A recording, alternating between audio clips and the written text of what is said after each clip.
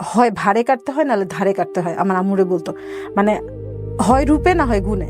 তো আমি তো দেখতে ভালো না, তো আমার আব্বুর মানে আপনার এই মেসেজটা কোন বয়সে ঢুকেছে যে আপনি দেখতে ভালো না? ক্লাস 4-5 বুঝে গেছে যে আমি দেখতে ভালো না। তো এছাড়াও আমার মানে মাঝে মাঝে মনে হতো সুইসাইড করে ফেলি, মানে মানুষ তো বিয়ের দিন কাঁদে, আমার কাছে মনে হয়েছিল যে আমি পুরো পৃথিবীটা হাতের মুঠে পেয়ে গেছি। জানেন, লাস্ট মুহূর্তে আমরা এটা সিদ্ধান্ত নিয়েছিলাম যে ও যদি জীবনে সুস্থ না হয় আমরা সবাই মিলে একসাথে ওষুধকে মানে কোনো একটা কিছু খেয়ে সুইসাইড করবো। আসসালামু আলাইকুম প্রিয় দর্শক এবং শ্রোতা, আল্লাহ সর্বাবস্থায় আমাদের সবার মঙ্গল করুন সেই দোয়া এবং শুভকামনা জানিয়ে শুরু করছি। শুরুতেই বলতে চাই, যদি আপনি আপনার গল্প, সেটা প্রবাস জীবনের হোক বা যে কোনো ধরনের গল্প হোক, আপনি আমাদের এই প্ল্যাটফর্মে এসে বলতে চান এবং আপনি যদি মনে করেন আপনার জীবন গল্প থেকে শিক্ষণীয় কিছু আছে যেটা সামাজিক যোগাযোগ মাধ্যমে ছড়িয়ে দিলে অনেকের জন্যই উপকার হতে পারে, তাহলে আপনি আমাদেরকে মেইল করবেন। আমাদের মেইল অ্যাড্রেসটি হচ্ছে sharemystory24@gmail.com। আপনারা বড় করে স্ক্রিনে দেখতে পাচ্ছেন স্পেলিংটা। এছাড়াও কিন্তু ভিডিওর কোনায় ফিক্স করে দেওয়া আছে ইমেল অ্যাড্রেসটা, আপনারা ওখানে মেইল করবেন আমাকে। এবং ডেফিনেটলি আপনি মেইল করবেন এভাবে যে অ্যাটলিস্ট আপনার গল্পের ছোট করে 4-5 লাইন একটু জানাবেন কি নিয়ে আপনার গল্প, এবং পাশাপাশি আপনি আপনার ফোন নাম্বারটাও দিয়ে দেবেন। ওকে, এছাড়া আপনি ফোনও করতে পারেন আমাদেরকে, আমাদের ফোন নাম্বারটি দেওয়া আছে, এবং ফোন করলে কিন্তু কেউ ফোন এখানে রিসিভ করবে না, ফোনটা অটো রেকর্ড হয়, আমরা রেকর্ড শুনে আপনাকে কল করবো। আমাদের ফোন নাম্বারটি হচ্ছে 09639887777। একটু পরিচিত হই নামটা আপনার? জিনিয়া সুলতানা, আর ডাক নাম হচ্ছে মিতু। সো মিতু, বয়স কত আপনার? 39। আমরা শুনবো আপনার পুরো গল্পটাই। আপনার জন্ম জেলা কোথায়? আমার ঢাকাতে জন্ম, মিরপুরে, হোম ডিস্ট্রিক্ট ব্রাহ্মণবাড়িয়া। ব্রাহ্মণবাড়িয়া, আচ্ছা। আমার জন্ম, বেড়ে ওঠা সবকিছুই ঢাকাতে? হ্যাঁ, ঢাকাতে। শুরু করেন আপনি। একেবারে ছোটবেলা থেকেই বলি, মানে যতটুকু মনে পড়ে, মানে আমাকে যেদিন আব্বু প্রথম স্কুলে নিয়ে যায়, মানে আমার আব্বুর খুব ড্রিম ছিল যে আমরা পড়াশোনায় খুব ভালো করব। মানে স্কুলে নিয়ে যাওয়াটা আমার আব্বুর কাছে অনেক বেশি উৎসবের মতো ছিল। মানে আমার আব্বু আসলে এমন একটা মানুষ ছিল যার লেখাপড়া ছাড়া পুরো পৃথিবী মানে পুরো অন্ধকার, মানে শুধু খালি লেখাপড়ার দিকে ওনার ফোকাস। আর ওনার হচ্ছে কি, উনিও ওনার পারিবারিক কিছু দায়িত্ববোধ, উনি হচ্ছে ওনার ফ্যামিলির বড় ছেলে ছিল, ওই দায়িত্ববোধের কারণে আসলে নিজে যেভাবে লেখাপড়া করতে চেয়েছিল ওইভাবে মন খুলে পড়াশোনাটা অত করতে পারেনি, যতটুকু পেরেছে ওইভাবে সব রিসোর্সগুলো হাতের কাছে ছিল না। যার কারণে ওনার ওই যে ওইখানে অপ্রাপ্তিটা সে আমাদের মধ্যে খুব মানে ইমপ্লিমেন্ট করার চেষ্টা করতো। তো ছোটবেলায় যখন ক্লাস 2-তে পড়তাম, মানে আমাকে ভর্তি করেছিল একবারে ক্লাস 2-তে। আচ্ছা। তো যখন ক্লাস 2-তে পড়তাম তখন আমার আব্বু ক্লাস 5-এর বই কালেক্ট করে করে পড়াতো। মানে আমার আব্বু সবসময় অ্যাডভান্স পড়ে রাখবে, মানে একটা ক্লাস যাতে এগিয়ে যায়, মানে যতটুকু মানে পর্যন্ত। হ্যাঁ, তো ক্লাস 2-তে যখন আমি পড়তাম, আমার মামা ছিল ক্লাস 5-এ পড়তো তখন। তো আমার মামাকে, মানে আমাকে দিয়ে অঙ্ক করে, আমার মামাকে বলতো যে দেখছো ও ক্লাস 2-তে পড়ে পারে। কিন্তু আমার মামা কিন্তু অনেক ব্রিলিয়েন্ট ছিল, পরবর্তীতে উনি এসএসসিতে স্টার পেয়েছে আর অনেক ভালো রেজাল্ট করেছে, এমন না যে উনি ড্যাম ছিল এই জন্য, এরকম না। তো যাই হোক, তো মানে এক্সপেকটেশনটা অনেক বেশি ছিল। তো ক্লাস 5 পর্যন্ত আমি ভালোই এক্সপেকটেশন ফিল আপ করতে পারছিলাম, কারণ ক্লাস 5 পর্যন্ত ওই যে মানে ক্লাস 5-এ আমাদের সময় তো প্রাইমারি স্কুলে তো এত অ্যাডভান্স ছিল না পড়াশোনা। আমার আব্বু ক্লাস 5-এই আমাকে ভয়েস ন্যারেশন এগুলো সব কমপ্লিট করে ফেলছিল। মানে তো ওই সময় যখন সে চাচ্ছিল আমি ওইভাবে করতে পারছিলাম। ক্লাস 6 থেকে উঠে গন্ডগোল লেগে গেছে, তখন আর আমি মানে হচ্ছে আমার আব্বুর সাথে আর অ্যাডজাস্ট করতে পারি না। আমার ক্লাস 6-এ উঠে আমার আব্বু হচ্ছে 9-এর গ্রামার বই কিনে দিছে প্রথম। মানে ক্লাস 6-7-এর গ্রামার বইও কিনে দেয় নাই, মানে একবারে নাই। উনি হচ্ছে সবসময় উনি নিজেও এরকম করতো, নিজের সময়েও নিজে পড়াশোনা এরকম করতো। কিন্তু ব্যাপার হচ্ছে আমার আব্বু যতটা ব্রিলিয়েন্ট ছিল আমি এতটা ব্রিলিয়েন্ট ছিলাম না, আমি এভারেজ স্টুডেন্ট ছিলাম। তো আমার আর কি প্রবলেম হতো, তো আমার আব্বুর হচ্ছে পেপার কাটিং নিয়ে আসতো। তখনকার সময় বোর্ডে স্ট্যান্ড করতো, পেপার কাটিং নিয়ে আসতো, যে বাবা মা দুই পাশে বসা মেয়ে খুব ইন্সপায়ার্ড করতো। তো আমার হচ্ছে ওইটা একটা চাপ ছিল, কিন্তু মানে আমার আব্বুর হচ্ছে মানে দিন রাতে আছে না যে পড়ার একটা টাইম টেবিল, ওইরকম না। আমার আব্বুর কথা হচ্ছে পড়তেই বসে থাকবে সারাদিন। তো বিকেল বেলা দেখা যেত যে আমার ফ্রেন্ডরা খেলা করছে, আমি যে জানালার পাশে পড়তে বসিয়েছে, আমি ওই আব্বু তো বুঝাচ্ছে, আমার তো মন পড়ে আছে যে বাইরে গিয়ে একটু খেলা দেখবো এরকম। তো ওই যে দেখা যেত যে আমি মনোযোগ দিতে পড়াটা বুঝতাম না, তাকিয়ে থাকতাম বাইরের দিকে। আর আমার আব্বুর একটা প্রবলেম হচ্ছে, খুব বেশি ব্রিলিয়েন্ট স্টুডেন্টরা খুব বেশি ব্রিলিয়েন্ট টিচার হয় না, এটা আমি আমার আব্বুকে দেখে বুঝছি। মানে এরা আসলে খুব সহজে সবকিছু বুঝে ফেলে, তো যখন স্টুডেন্টকে পড়াতে যায় তখন তার ব্রেনের ক্যাপাসিটিটা আর বুঝে না, এটা একটা প্রবলেম। তো আমার আব্বু এত মানে ভালো ছিল পড়াশোনায়, এবং আমি এটা অনেক জায়গা থেকে এটার হচ্ছে প্রমাণ পেয়েছি। কিন্তু ওই যে বললাম, মানে একটা পড়া একবারে বেশি দুইবার সে বুঝাতে রাজি না। আর আমি তো ওই যে ছোটবেলায় ছিলাম, তো পড়াশোনার গুরুত্বটা অত বুঝতাম না, আর আব্বু যখন এত অ্যাডভান্স করাচ্ছিল আমার আর লোড নিতে অসুবিধা হচ্ছিল। তারপরে আর স্বাভাবিক, আব্বু যখন বুঝাতো আমি বুঝতাম না, আব্বুর তো মেজাজ চড়ে যেত, তো মারধর শুরু হইলো। এবং মানে মারধর হচ্ছে কি চরম পরিমাণ, মানে আছে না যে ছোটখাটো মারধর। আর একটা সময় হতো কি আমি বই নিয়ে বসলেই চেষ্টা করতাম, আমার আবার কবিতা টবিতার দিকে একদম ছোটবেলা থেকে ঝোঁক ছিল, আমি বই নিয়ে বসলে হয় বাংলা নিয়ে বসতাম, না হলে সমাজ বিজ্ঞান এগুলো নিয়ে, মানে অঙ্ক আর ইংলিশ আমার কাছে মানে আমি জানি যে অঙ্ক আর ইংলিশটা নিয়ে বসলেই আমার আব্বু ধরে আমার পিটাবে, কারণ আমি তো ভালো করে পারবো না।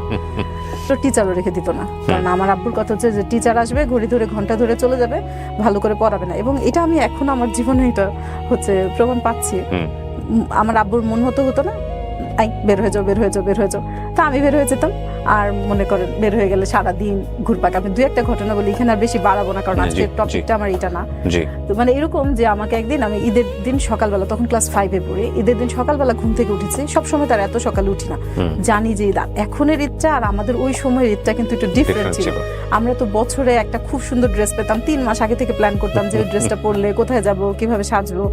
তো ওই সময় আমি এত সকালে উঠাতে আব্বু বলছে, মাসি তুমি তো ভালোই আজকে এত সকাল সকাল উঠে গেছো, তাহলে একটু পড়তে বসো। এখন আমার তো ক্লাস 5-এ বসে, এখন আমি বুঝি যে আব্বু আসলে আমাকে একটু টেস্ট করতে চাচ্ছিল যে আমি বসি কিনা, কিন্তু ওই সময় তো এটা আসলে আমার বোঝার মতো বয়স ছিল না। আমি বইটা ঠিকই নিয়ে এসে বসছি, কিন্তু ঝাড়া মেরে নিয়ে এসে বসছি। এখন ঝাড়া দিলাম, আমি কেন মানে একটু ছাড়ি মেরে বইটা কেন রাখলাম, আই বের হয়ে যাও, বাসা থেকে বের হয়ে যাও, বাস বের করে দিল ঈদের দিন। মনে করেন আমার জন্য, আমার আবার ইমিডিয়েট একটা ছোট বোন ছিল, মানে আমরা 3 বোন। আমার ইমিডিয়েট ছোট বোন হচ্ছে আমার থেকে প্রায় 6-7 বছরের ছোট, আর তারপরেরটা হচ্ছে আমার থেকে 10 বছরের ছোট। তো ওই সময় যখন আমার 6 বছরের ছোট বোন আর আমি, তখন ওই সময়ের জন্য আম্মু এত সুন্দর একটা ড্রেস কিনে দিছিল, মানে আমি 4 মাস আগে থেকে প্ল্যান করতেছি আমি আর আমার বোনের সেম ড্রেস একসাথে পরবো। তো আব্বু তো এই ঝামেলা করলো কি, আমরা বের করে দিল, ঈদের ড্রেস শোকেসে তালা মেরে রেখে দিছে। আর এখন আমার ছোট বোন ঘুম থেকে উঠে বলতেছে কি, মা আজকে নাকি ঈদ। তো ও আর কি আমাদের ঘরে কোনো ঈদের আমেজই দেখতে পাচ্ছে না। পরে বলতেছে যে আচ্ছা ঠিক আছে ইয়ে করো, পরে ওর জামাটা ওকে পরতে দিছে। একই রকম জামা আমার বোন পরে ঈদ করতে পারছে না, কিন্তু আমি পরতে পারিনি। এটা কি পুরো দিনই এরকম ছিল? না, এটা তো অনেক বেশি শাসন হয়ে গেল। শুধু তাই না, মনে করেন সারা দিন আমাকে তো ঘরে ঢুকতে দেয় নাই। আমি আমাদের বাড়িওয়ালা আন্টির ঘরে বসেছিলাম, এই একটা কর্নারে বসে বসে ওনাদের ঘরে টিভি দেখছিলাম। এর মধ্যে সবচেয়ে প্যাথেটিক যে ব্যাপারটা, আমার এক ক্লাসমেট চলে আসছে আমাদের বাসায়। এখন আসছে, ও তো আমার আম্মু আব্বুরে সালাম করবে। এখন ওরে তো আমি বলতে পারি না যে আমার আম্মু আমার বাসা থেকে বের করে দিছে, আর বলতে চাই তুই ঈদের ড্রেস পরিস নাই কেন। এখন আম্মু আমারে অনেক কষ্ট করে অন্য আরেকটা ড্রেস বের করে দিছে, ওটা তো আর ঈদের। মা বোধহয় খুব ভয় পেত আপনার বাবাকে? হ্যাঁ, আমার আব্বু খুব রাগী ছিল। আমার আব্বুকে আমার দাদা ভাইও মোটামুটি ভয় পেত, এরকম চাচারও। এবং আমার আব্বু আসলে মানে পার্সোনালিটিফুল মানুষ ছিল, এমন না যে খুব খালি মেজাজটাই ছিল, এরকম না, মানে আসলে মানুষ হিসেবে ভালো ছিল। কিন্তু আমার আব্বুর লাইফে অনেক ডিপ্রেশন ছিল আসলে। আমি এখন যেটা বুঝি, ওই সময়টা বুঝতাম না, তাহলে আরেকটু ভালো রিয়াক্ট করতাম হয়তো বাবার সাথে। ওই সময় আমার আব্বু মানে ব্যবসায় অনেক টাকা লস টস খেয়ে একদম একাকার, মানে আমার আব্বু প্রচন্ড ডিপ্রেসড ছিল। এবং আমি বাসায় ছিলাম, আমার আব্বু ছিল, মানে আমার আব্বুর সমস্ত মানে জীবনের যত ডিপ্রেশন সব এসে আমার উপর পড়তো। আর আমার এই যখন একটু বোঝা শুরু করলাম, তখন খালি দেখতাম যে মানে বলতো আব্বু, দেখো হয় ভারে কাটতে হয়, নাহলে ধারে কাটতে হয়। আমার আম্মুরে বলতো, মানে হয় রূপে না হয় গুণে, একটা কিছু থাকতে হয় স্পেশাল। তো আমি তো দেখতে ভালো না। তো আমার আব্বুর মানে, আপনার এই মেসেজটা কোন বয়সে ঢুকেছে যে আপনি দেখতে ভালো না? ক্লাস 4-5 বুঝে গেছে যে আমি দেখতে ভালো না। এবং এটা আপনার পারিবারিক কথাবার্তা শুনে পারিবারিক ভাবে। এবং এইটার মানেই না যে আমার আব্বু আমাকে নেগলেক্ট করতো না, মানে একটা চাপে থাকতো আমার আব্বু যে আমার মেয়েটা সুন্দর না, তাহলে আমার মেয়ের এমন কিছু যোগ্যতা আরো বেশি করে দিতে হবে যেন লাইফে অনেক বেশি স্ট্রাগল করতে না। আমরা যে পরিমাণ যে ধরনের পরিবারে বড় হয়েছি, তাতে এই ধরনের ডিসকাশন খুব ইজি। এগুলো এখন কিন্তু চাইল্ড সাইকোলজিতে এগুলো খুবই সেন্সিটিভ বিষয়। বাচ্চার মানসিক অবস্থাতে এই ধরনের ডিসকাশন কত বড় ধরনের প্রভাব ফেলতে পারে, বিশেষ করে শিশু মানসিক বিশেষজ্ঞ যারা আছেন তাদের কথাবার্তা শুনলে আপনারা বুঝতে পারবেন। আমাদের সময় বাবা মায়ের এই যে ডিসকাশনগুলো, এগুলো মনে করতেন এগুলো লাইফের একটা পার্ট, এগুলো কোনো ব্যাপারই না, এগুলো শুনেই তারা অভ্যস্ত, এই ম্যাচুরিটি নিয়ে তা বড় হবে। কিন্তু আজকালকের যুগের ছেলেমেয়েদের ক্ষেত্রে এগুলো ডিসকাশন ইজ ভেরি রেয়ার, এবং এটা করা উচিত না বলেই মনে করেন শিশু বিশেষজ্ঞরা। বিশেষ করে ওনার ক্লাস 4-5 যদি ওনার মাথায় ঢুকে যায় যে আমি দেখতে সুন্দর না, এবং এক ধরনের হীনমন্যতা তৈরি হওয়াটা খুব স্বাভাবিক ওই জায়গাটা থেকে। আমি জানি না ওনার ক্ষেত্রে কি হয়েছে বা উনি কিভাবে নিয়েছেন বিষয়গুলো। তারপরে কি হলো? না, প্রচন্ড হীনমন্যতা কাজ করতো। তবে মানে আমাদের 3 বোনের মধ্যে আমি সবচেয়ে দেখতে খারাপ, আমার বাকি বোনরা এত খারাপ না। আপনি কি বড় সবার? হ্যাঁ, আমি বড়। আমার আব্বু হচ্ছে ফ্যামিলির বড়, এবং আমি তার ঘরে বড়। মানে আপনাকে নিয়ে কি এরকম কোনো টেনশন ছিল ছোটবেলাতে যে ওকে বিয়ে শাদী কোথায় দিব বা শুধু বিয়ে শাদী না, মানে আমার আব্বু চাচ্ছিল যে এমন আমার ভিতরে এমন কোনো একটা স্ট্রেংথ তৈরি হোক যেন আমার ওই অসৌন্দর্যটা চাপা পড়ার মানে এটা যেন আপনার দুর্বলতা হিসেবে না হয়। কিন্তু আমার তো আসলে ওই সময় বাট উনি আসলে যে প্রসেসে গেছে সেই প্রসেসটা রং, আমি আমার জায়গা থেকে বলবো। ঠিক আছে, এটা আপনার খুবই ভালো উদ্দেশ্য ছিল বাবা হিসেবে, কিন্তু তার মানে এই না যে একটা বাচ্চাকে ঈদের দিন এত স্ট্রেস দিয়ে ফেলবো যে ঈদের দিন তাকে আমি একটা জামা পরতে দিব না। দেখেন ওনার কিন্তু লাইফে একটা মেমোরি হয়ে গেছে এটা। তারপরে এই যে ঘটনাটা বললাম এটা সবচেয়ে লোয়েস্ট, এর চেয়ে অনেক বড় বড় কিছু হয়েছে। এর চাইতে যে আরো কত বিশাল বিশাল পানিশমেন্ট আমি পেয়েছি ওইগুলো আসলে এখানে বললে আমার মনে হয় না বলাটা ভালো হিসেবে। মানে আমার বাবার প্রতি ভালোবাসা অশ্রদ্ধা এগুলো হচ্ছে পরের বিষয়। আমি একদিন মনে আছে আমাদের বাসা মিরপুর 2-এ স্টেডিয়ামের কাছে, আমি একদিন হাঁটতে হাঁটতে সত্যি মানে একদম বাসা থেকে সিদ্ধান্ত নিয়েই গেছি যে আমি আজকে দূরে কোথাও চলে যাবো, একদম বাসা থেকে প্ল্যান করেই গেছি যে আমি বাসা থেকে দূরে চলে যাবো কোথাও।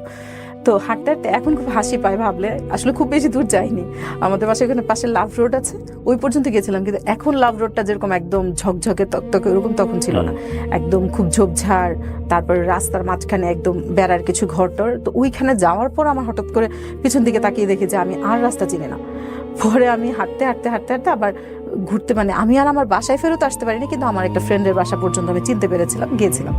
তো এছাড়াও আমার মানে মাঝে মাঝে মনে হতো সুইসাইড করে ফেলি, মানে ওই সময় যা হয় আর কি। কোন ক্লাসের প্ল্যান এগুলো? মানে 7-8 আমার আব্বুকে আমি আমার আব্বু কিন্তু খুব আদরও করতে, এমন আমি আজকে শুধু খালি খারাপ গল্পগুলো বলছি না, মানে যেদিন দেখতো যে আমি খুব ভালো করে পড়ছি আমি সেদিন তার মন ভালো থাকতো, ভোর সকালে উঠে দেখতাম আমার আব্বু সারা রাত পড়েছে, মানে আমার আব্বু 1 সেকেন্ডের জন্য ঘুমায়নি এরকম। মানে আর বইয়ের A to Z কোথায় কি নোট করা লাগবে, মানে চাইতো যে সবকিছু লোকমা তুলে আমার সামনে দিবে, আমি শুধু পড়বো আমার আব্বুর মতো এরকম। কিন্তু আমার ওই রকম আসলে মেধাটা বাকি 2 বোনের ক্ষেত্রে ওই জিনিসগুলো করতাম।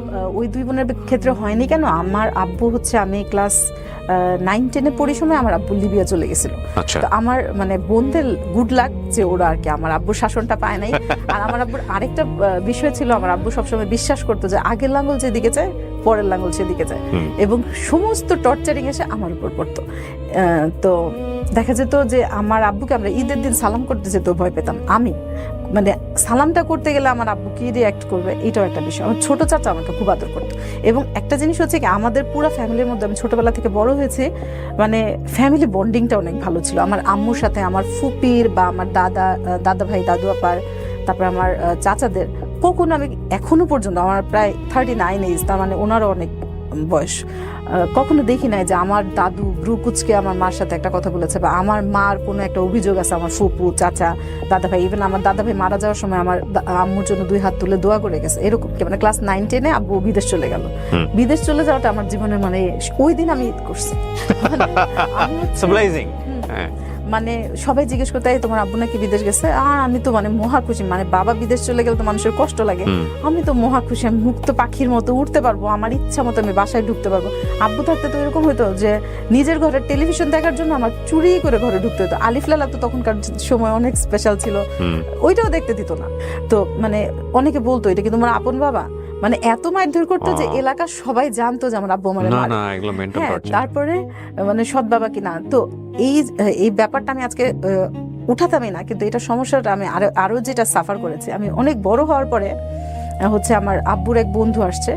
তো আসার পরে আর আমার আব্বুর একটা সমস্যা ছিল কি, মারবে ঠিক আছে সমস্যা নেই, কিন্তু কার সামনে মারবে সেটাও না। আছে না যে খুব ঘরোয়া পরিবেশে মারধর করলো, কে আছে সামনে মেহমান টেহমান কিচ্ছু না, ধরে মন মানে রাগ উঠেছে ব্যাস পেটানো শুরু করে দিল এরকম। আর পেটানো মানে কি ছোটখাটো লাঠি টাঠি না, আমি আর কি অনেক বিস্তারিত বলতে চাই না।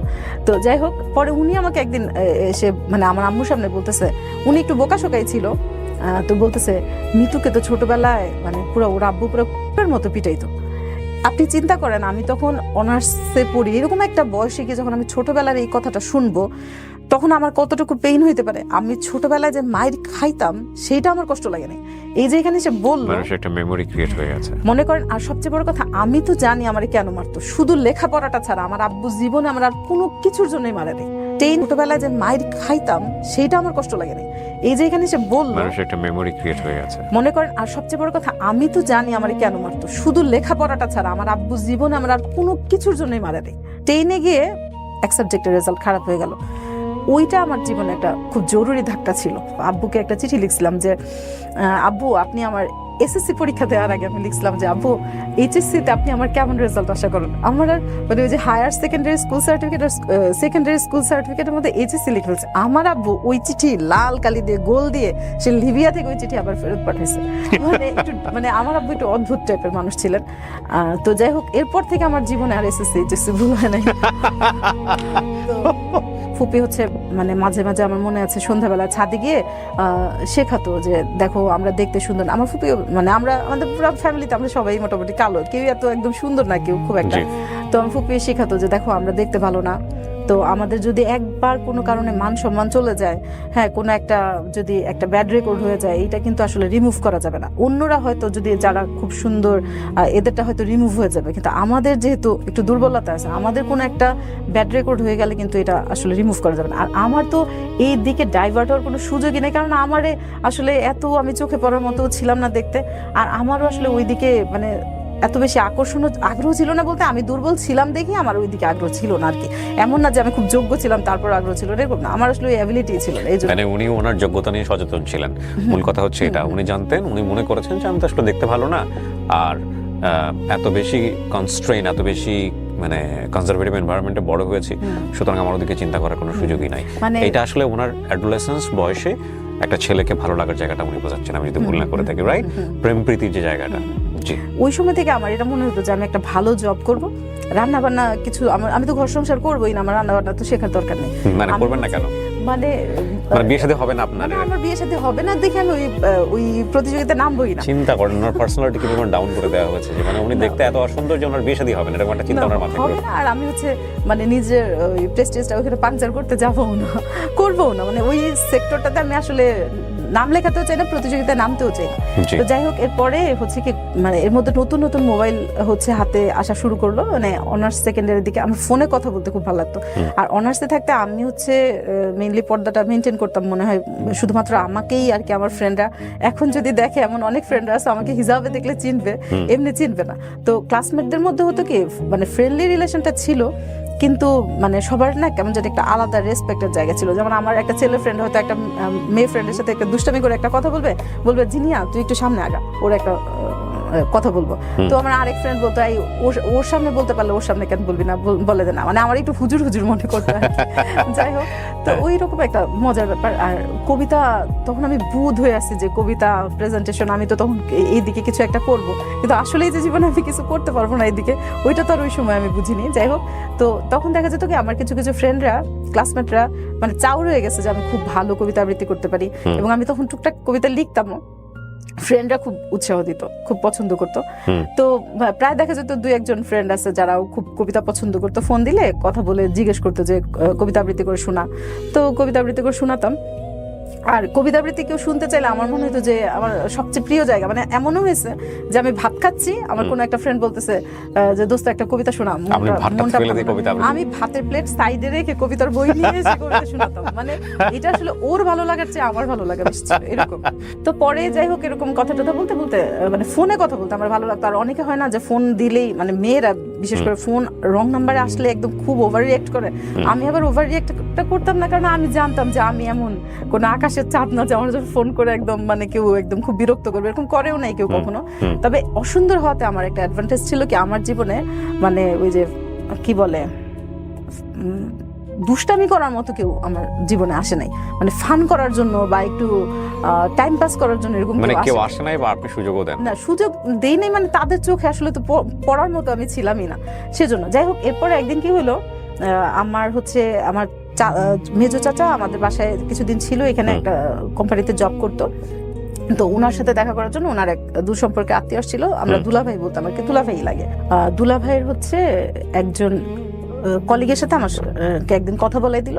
তো উনি কথা বলার পরে কেমন আছো, ভালো আছো, বাস এইটুকুই। তো এর মধ্যে হঠাৎ করে একদিন উনি ওই দুলাভাইয়ের ওই মানে কলিগটা হঠাৎ করে একদিন ফোন দিয়ে ওনার নাম বললো যে আমি উমুক। তা আমি ওনার নামটা চিনতে পারছিলাম না, কারণ দুলাভাইয়ের কলিগ। হ্যাঁ দুলাভাইয়ের কলিগ। আপনার আপন দুলাভাই?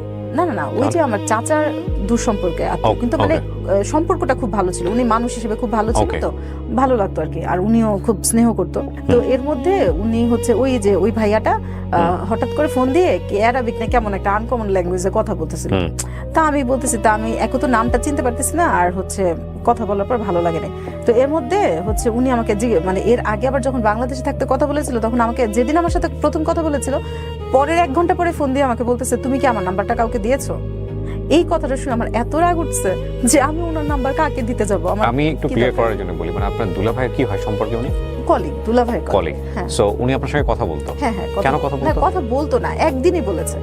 হ্যাঁ হ্যাঁ। আচ্ছা, এবং উনি ম্যারিড, ওইরকম কোনো মানে অন্য কোনো ইন্টেনশন। সো উনি আপনাকে চার্জ করছে যে নাম্বারটা কাউকে দিয়েছে, নাম্বারটা ওনারটা কাউকে দিয়েছে কিনা। তো আমার খুব রাগ উঠেছে, এবং মানে এটা জাস্ট একটা মানে একটা নতুন মানুষের সাথে পরিচয় ছাড়া আর কিছুই না। উনি কোথায় থাকতো ওই সময়? উনি তখন বাংলাদেশে ছিল, কিন্তু হঠাৎ করে একদিন যে বললাম না একটা আনকমন ল্যাঙ্গুয়েজে কথা বলতেছে, পরে বললো যে উনি ইতালি চলে গেছে। হ্যাঁ, তো এখন উনি 2-1 দিন আমাকে ফোন দিয়েছে। ফোন দেওয়ার পরে ওনার পাশে একদিন একটা উনার এক আত্মীয় এসে কথা বলতেছে। এখন উনি ফোর্স করতেছে, জিনিয়া শুনো, আমার এক কি জানি বললো, কি জানি সম্বন্ধী না কি জানি বলে, ওইরকম মানে একটা কোনো একটা রিলেটিভ আছে পাশে, কথা বলো। আমি নাম বলি, ওই ভাইটার নাম ছিল আলী ভাইয়া। হ্যাঁ, তো আলী ভাইয়া আমাকে ফোর্স করতেছে যে আমার একটা আত্মীয় আছে, কথা বলো। তো আমি হচ্ছে উনাকেই আমার আসলে সত্যি কথা বেশি একটা ভালো লাগে না। আলী ভাইকে ভালো লাগে না? ভালো লাগে না, কারণ হচ্ছে উনি যে আমাকে বলছে যে কাকে নাম্বার দিছে, এটা আমার খুবই প্রেস্টিজিয়াস লাগছে। তো আমি হচ্ছে ওই লোকের সাথে কথা বলবো না, কিন্তু আমি ওই পাশ থেকে শুনতে পাচ্ছি ওই লোক বলতেছে না না না কথা বলবো না, মানে উনি ইন্টারেস্ট দেখাচ্ছেন। আচ্ছা, হ্যাঁ, আমার এইজন্য আরো রাগ উঠতেছে। তখন আপনি অনার্সে? তখন মানে অনার্স সেকেন্ড ইয়ার বা হ্যাঁ সেকেন্ড ইয়ারই হবে। এরকম হুট করে কেন কথা বলা দিবে? এটাই তো আমি পরে বলছি, হ্যাঁ কথা বলার কারণ আছে। তো পরে আমি জাস্ট পরে আমারও একটু খুব লাগলো, আর ততদিনে আমার একটা কনফিডেন্ট বেড়ে গেছে যে আমি কারোর সাথে কথা বলেছি, আমার সাথে কথা বলতে বাধ্য। মানে আমি খুব মজা করে কথা বলতে পারতাম, এবং এটা আমার ফ্রেন্ডরা সবাই বলতো যে মানে আমার শুধু আমার কথা শোনার জন্য আমার ফ্রেন্ড এসে বসে থাকতো, আর আমি খুব মজা করে কথা বলতে পারতাম। আমার সাথে কেউ কথা বললে বুধ হয়ে সারাদিন কথা শুনতে পারতো, এরকম মেহমানদারি আমি না করলেও মানে শুধু কথা শোনার জন্য বসে থাকবে, এরকমও ফ্রেন্ডরা আসতে পারছে। আচ্ছা, যাই হোক, তো আমার খুব মানে ততদিন আমার কনফিডেন্ট আছে যে আমার সাথে কথা বললে আবার তো কথা বলবেই। তা আমার কথা হচ্ছে আমি কথা বলি না বলি, সে যে আমার সাথে কথা বলতে চায় না, এটা আমার খুব বিরক্ত লেগেছে। তো পরে যখন ফোন দিল, উনি যখন সালাম দিল, মানে উনাকেও একদম ধরে বেঁধেই কথা বলাচ্ছে, আর আমাকেও ধরে বেঁধেই কথা বলাচ্ছে। তো উনি সালাম দিল প্রথমে, তো আমি সালামের উত্তর দিয়ে আমি বললাম, যাক ভালো হয়েছে, আপনি তো কথা বলতে চান নাই, কিন্তু দেখলেন 70টা নেকি পেয়ে গেছেন কথা বলে, আর আমি তো আপনার থেকে লস প্রজেক্টে আছি, আমি তো সালামের সবটা কম পেলাম। তো যাই হোক, ওই দিন খুব বেশি কথা হয়নি, এবং মানে উনিও খুব বেশি কথা বাড়ায়নি। তো যাই হোক, আমার এর মধ্যে আর উনি তখন দেশে ছিলেন? উনি দেশের বাইরে ছিলেন, উনি ইতালি ছিলেন। তো এর মধ্যে হচ্ছে ভদ্রলোকের নামটা কি জানতে পারি? ওমর ফারুক। ওকে, জি, ফারুক সাহেবের সাথে আপনার কথা হলো? হ্যাঁ হ্যাঁ। তো এরপরে আমি ওনার কথাও ভুলে গেছি, ওনার নামও আমার মনে নেই। অনেকদিন পরে আবার হঠাৎ করে এই মানে ফারুক ভাইয়া, তখন ফারুক ভাইয়া বলতো, ওই ফারুক ভাইয়ার নামও আমার মনে নেই, ওনার কথাও আমার মনে নেই। তবে এটা মনে হয়েছে যে উনি ইমপ্রেসড হয়েছে, যে একেবারে খুব কথা বলতে চাচ্ছিল না, ওই ভাবসা ভার নাই, লাস্টে ভালো করে কথা বলতেছিল। তো যাই হোক, এরপরে হঠাৎ করে একদিন অনেক দিন পর একদিন ফোন দিয়েছে। তো ফোন দেওয়ার পর আমি তো চিনি নাই, পরে বললো যে আমি আলী ভাইয়ার কি জানি লাগে, এটা বললো। তো আমিও কথা বললাম। তো এর মধ্যে উনাকে না ওই যে কথা বলতে চায় নাই দেখে আমার একটু ভালো লাগছে। আর আসলে মানে কিছু ভালো লাগা মনে হয় আল্লাহ গড গিফটেড ভাবেই রেখে দেয় মনের ভিতর, মানে পৃথিবীর কাউকেই আর ওই জিনিসটা লাগে না, ওইটা কেন জানি লাগে, ওইটা আল্লাহই ভালো বলতে পারে। তো যাই হোক, পরে কথা বললো। তো পরবর্তীতে আমি জানতে পেরেছি ও আসলে আলিমের কাছ থেকে ফোন নাম্বারটা নিয়েছে, এটা বলে যে মিতুর তো জন্মদিন আমাকে বলছিল তারিখটা, তো আমি ওরে উইশ করবো, ওর ফোন নাম্বারটা আমাকে দেন। কারণ প্রথম দিন তো আলী ভাইয়ের ফোন থেকে কথা বলছিল, আমার ফোন থেকে তো আর বলে নাই। তো ফোন নাম্বারটা নিয়ে ওরে বলে দিছে, আলী ভাইয়ের বলে দিছে এই নাম্বারটা আর কাউরে দিয়ে না। তো এটা আমি পরবর্তীতে জানতে পারছি, ওই সময় তো আর জানতাম না। তো ফোন দেওয়ার পর কথা বলছি। আমার কথা হচ্ছে উনি তো আমার সাথে কথা বলতে চায় নাই, ওনার আমি বলাই ছাড়বো, আর কোনো কিছু ইন্টেনশন ছিল না। আমার কথা হলো আমি যদি না বলি না বলবো, কিন্তু উনি বলবে না কথা, এটা আমার কাছে খুবই প্রেস্টিজিয়াস লাগতেছিল। তারপরে যাই হোক, এরপরে কি হলো, আমরা তখন 5টা ফ্রেন্ড ছিলাম। এর মধ্যে যে বললাম না, হীনমন্যতা নিয়ে কিন্তু বড় হয়েছে। অনার্সে উঠে আমার একটা ফ্রেন্ড হলো, খুবই এক্সট্রোভার্ট, এবং ও দেখতে ভালো ছিল না, মানে আমাদের মতোই। এবং ওর সাথে মানে ও তখনকার সময় যতটা বোল্ড স্ট্রং, আমি ওই মেন্টালিটিতে আমি ছিলাম না, কিন্তু ওর কাছ থেকে আমি জীবনে অনেক কিছু শিখেছি, অনেক। মানে এই যে আমার হীনমন্যতাটা নিয়ে আমি নিজেই মজা করা শিখেছি ওর কাছ থেকে। এইটার আগে আমি মানে মানুষ আমাকে অসুন্দর বলার আগে আমি 10 বার বলে দিতাম, মানে অন্য কারো বলারই সুযোগ দিতাম না, সে কয়বার বলবে আমি তার আগেই বলে দিতাম এরকম। আর এইটা আসলে তখন আর দুর্বলতা মনে হয়নি, মনে হয়েছে যে যাক মানে আমি তো আমাকে লাইফে চাইলে সবকিছু নিয়ে এনজয় করা। হ্যাঁ, সবকিছু নিয়ে মানে ওর অবদান আমার জীবনে আসলে সত্যি কথা। ও আমাকে হাতে ধরে শেখায় না, কিন্তু আমি ওর কাছ থেকে অনেক কিছু শিখেছি। এবং আমার ছোটবেলা থেকে একটা জিনিস ছিল কি, আমার তো বড় ভাই বোন ছিল না, আমি চতুর্দিকে আশপাশ থেকে অনেক কিছু আমার ব্রেনে নেওয়ার চেষ্টা করতাম। তো যাই হোক, ওই সময় মানে দেখা যেত কি ওই যে ফারুক ভাইয়ের সাথে কথা বলতাম, আর আমার ওই ফ্রেন্ডের নাম হচ্ছে বিথি, আমরা 5টা ফ্রেন্ড ছিলাম একদম মানিকজোড়। ও যখন ফোন মানে ফারুক ভাইয়া যখন ফোন দিত, উনি যখন ফোন দিত তখন আমার এই ফ্রেন্ড আমার খুব মানে মজা ছিল। আর ওর হচ্ছে বন্ধু বান্ধবটারে একদম সবাই তুই তুকারি তুমি টুবি এরকম করে বলতো। তো মানে আমরা আবার মজা করতাম, আমি আমার ফ্রেন্ডের সাথে মজা করতাম, দেখ তুইও দেখতে সুন্দর না আমিও সুন্দর না, তা আমাদের যারা বিয়ে করবে তাদের তো পুরাই লস প্রজেক্ট। হ্যাঁ, আমাদের যদি কেউ বিয়ে করে পুরাই লস প্রজেক্ট, তাহলে তুই মনে কর তুই আর আমি এক ঘরেই যাবো, তাহলে হাফ হাফ মিলে এক হয়ে যাবে। মানে এগুলো কিন্তু মজা, এমন না যে ইম্যাচুরিটি, আমি মজা করতাম যে ঠিক আছে তাহলে এক ঘরে গেলে হাফ হাফ মিলে এক হয়ে যাবে, যা হাজবেন্ডের আর লস হবে না। তো এরকম মজা করে করতাম। তো এই মজাগুলো আমি তো আবার সারাদিনে যা বলতাম, ফারুক ভাই যদি ফোন দিত না ওইটা আবার বক বক করে ওটা শেয়ার করতাম। উনি তো ওইখানে কাজ করতো সারাদিন, আর হচ্ছে মানে ফ্যামিলির সাথে তো আসলে একটা পর্যায়ে গিয়ে ছেলেরা আর ওইভাবে ফ্রিনেসটা আর পায় না। তো আমাদের সাথে যখন কথা বলতো না, আমার মনে হয় উনি একটু ব্রেদিং স্পেস পাইতো, মজা পেতো আর কি। তখন কি জানেন আপনি ফারুক ভাই কে, কোথায় থাকেন, কি অবস্থা? না, আমি শুধু মানে আমি জানিও না, আমার জাস্ট ভালো লাগে কথা বলতে, এই জন্যই আমি বলি এটার কোনো ভবিষ্যৎ নাই। এবং এটা নিয়ে ওনার নিয়ে আমার আসলে অত বেশি মাথা ব্যথা নেই, কিন্তু মানে মনের অজান্তে কিছু একটা ফিল করতাম যেটা আমি আর কারো বেলায় করি নাই আমার সারা জীবনে। এটা উনি জানতো ওই সময়টাতে? না না না না, জানতো না। উনি ফারুক ভাই কিন্তু ওই সময় এট এ টাইম আমার সাথে কথা বলতে পছন্দ করে, সেম ওয়েতে আমার বান্ধবীদের সাথেও সেম ভাবে, মানে একটা বলতে পারেন যে খুব ভালো একটা ফ্রেন্ডশিপ। আমার দুলা ভাই পরে বলেছে আমাকে যে ওই আমার চাচা আর কি বলেছে যে মিতু তো বড় হয়েছে, ওর জন্য ভালো ছেলে টেলে পাইলে দেখো। ওকে, সো এই জায়গা থেকে নাম্বারটা শেয়ার হয়েছে। হ্যাঁ হ্যাঁ, fine, I got this. Intention নিয়েই হচ্ছে আলী ভাই ওকে, আর আপনি তার সাথে সারাদিন কথা বলে মজা নিচ্ছেন, আলটিমেটলি ওদিকে কোনো ইন্টারেস্ট নাই। আর আলী ভাইও কিন্তু ওকে বলে না, ওই ফারুক ভাইকে বলে নাই যে আমার নাম্বারটা কেন মানে দিয়েছে বা কথা কেন বলেছে, ওইরকম কিছু উনাকেও বলে না আমাকেও বলে না। আমরা জাস্ট একটা খুব ভালো ফ্রেন্ডশিপ, সারাদিন কি করি বান্ধবী যা কিছু করি ফ্রেন্ডরা সবাই মিলে সারাদিন, আমি এসে বকবক করতেছি আমার বাসায় এসে বসে আমার ফ্রেন্ডরাও সবাই মিলে ফারুক ভাইয়ের সাথে কথা বলতেছে, মানে একদম কমন একটা ফ্রেন্ডশিপ বলা যায় এরকম। তো যাই হোক, পরে ওই যে বললাম যে কেয়ারের ব্যাপারটা, মানে রাস্তা দিয়ে যাচ্ছি গাড়ি পাচ্ছি না, বা গাড়িতে উঠলে কোথায় উঠবো না উঠবো, মানে আমার সাথে থাকতো না কিন্তু আমার সাথে চেয়ে কম না এরকম। ওকে, খুব ভালো একটা, আর সবচেয়ে বড় কথা খুব উৎসাহ দিত। আর কবিতা আবৃত্তি উনি শুনতেও খুব পছন্দ করতো, আর ও হচ্ছে খুব ভালো গান গাইতে পারতো। আচ্ছা, ফোন দিলে আমার গান শুনাইতো এবং খুব ভালো গান গাইতো, আমার ফ্রেন্ডরাও খুব পছন্দ করতো। তো আর সবচেয়ে বড় কথা অতদিন আমরা বুঝে গেছি ওর মানে সোলটা ক্লিয়ার, একদম ভালো ভালো, সো অন্য কোনো ইন্টেনশন নাই, জাস্ট কথা বলবো। একদম খুব ভালো একটা মানুষ। এবং আমরা এতগুলা ফ্রেন্ড মিলে কথা বলতেছি, আমাদেরও যে একটা মানে আউল ফাউল ভাবতেই পারতো না, কিন্তু ওরকম না। তখন নতুন স্কাইপটা মানে ভিডিও কলটা মাত্র নতুন, মাঝখানে কিন্তু আমি ওনাকে দেখি নাই তো, আর উনিও আমাদের দেখে নাই। তো এর মধ্যে আর দেখা করার আসলে ওইরকম সুযোগও নাই, ওইভাবে চিন্তা ভাবনাও নাই। কথা বলতে ভালো লাগে, কথা বলি, উনারও ভালো লাগে। তো 2007-এর দিকে সম্ভবত, মানে 7-এর শেষের দিকে বা 8-এর শুরুর দিকে হবে, আমার ছোট খালামণির বিয়ে হয়েছিল মোবাইলে। আমার ছোট খালামণি হচ্ছে খালুজিকে দেখে নাই। আচ্ছা, তো মানে ওই দিন তখন নতুন শুনছে যে আমাদের এদিকে একটা সাইবার ক্যাফেতে কথা বলা যায়, হচ্ছে চেহারা দেখে বলা যায়। ওই সময় তো 1 ঘন্টা বসে থেকে 1 সেকেন্ড দেখা যেত না, কিন্তু অনেক মূল্যবান ছিল ওই সময়টা। আমরা সেজে গুজে গিয়ে বসে থাকতাম যে কথা বলবো, আব্বুর সাথে কথা বলার সময় আমরা এরকম করতাম। তো এর মধ্যে আমার ছোট খালামণি গেছে খালুজির সাথে কথা বলতে, আমি আর আমার ইমিডিয়েট যে ছোট বোনটা ও গেছে সাইবার ক্যাফেতে। তো এর মধ্যে ওই দিন আবার মানে কাকতালীয় ভাবে ফারুক ভাইয়ের হচ্ছে ছুটির দিন ছিল। তো ছুটির দিন ছিল দেখে ও তখন মানে ওই দিন সাইবার ক্যাফেতে যেত, এমনি রেগুলারই যেত। তো ওই দিন হঠাৎ করে আমি তো দেখে নাই, আজকে প্রথম দেখবে। তো আমার খালাম্মা খালুজির সাথে কথা বললো, মানে 1 ঘন্টা বসে থেকে 1 পলক দেখলো। তো এর মধ্যে বলে কি, আচ্ছা তুমি এক কাজ করো, আমার ইমেল নাম্বারটা দিলাম, তুমি হচ্ছে করো, একটু বসো মেইল স্কাইপে। হ্যাঁ, তখন তো স্কাইপ ছিল, স্কাইপে বসো। তো আমি তো এমনি মানে আমার খালামণিরা আমার ভাববে যে কত পাকা পাকছে। এমনি কথা বলি কিন্তু এটা সবাই জানে, আমার আম্মু জানে, আমার বোনরা জানে, এবং কথা যে বলি আমি কোনো আড়ালে আবডালে গিয়ে বলি না, আমার বোনদের সামনে বলি। কোনো মানে কারণ হচ্ছে ওনার সাথে আমার এমন কোনো গোপন কথা নাই যেটা আমার আসলে লুকায় টুকায় বলতে হবে। সারাদিন ফাইজলামি করতেছি, আম্মার সামনে এই কথা বলতেছি। আর আমিও না খুব আশ্চর্য হয়েছে, আম্মু সারা জীবন এত শাসনে বড় করছে, এইখানে কথা বলে না কিছু বলতো না। আমার আম্মুর সাথেও কথা বলছে, কারণ অনেক সময় দেখা যেত ফোন করলে আমার না পেলে আম্মুর সাথে কথা বলতো, আমার বোনদের সাথে কথা বলতো, মানে একদম ফ্যামিলিয়ার হয়ে গেছিল। আমি তো বসবো না, এখন তো আমি দেখতে সুন্দর না, এটার জন্য একটা হেজিটেশন আছে। আর হচ্ছে আমার খালামণি আমার ভাববে কত পাকা পাকছে। তো এই জন্য পরে আমি বলতেছি, খালামণি ফারুক ভাই বলতেছে স্কাইপে বসার জন্য, বসবো। তো বলতেছে আচ্ছা বসো। তো এখন বসছি, পরে আমি বলছি তাহলে আমি মেকআপ কিন্তু খুলতে পারবো না, এমনি বসবো। মৌসুমি আছে আমার পাশে, আমার ছোট বোন, দেখলে বসবো, সমস্যা নেই। আচ্ছা বসলাম, এখন বসার পরে বলতে চাচ্ছি একটু মেকআপটা খুলো। আপনি তখন দেখছেন ফারুক ভাইকে? হ্যাঁ হ্যাঁ, ওই ফার্স্ট দেখলেন? হ্যাঁ ওই ফার্স্ট দেখলাম, বড় বড় চুল। তখন একটা মজার ব্যাপার ছিল, আচ্ছা ওটা একটু পরে বলি।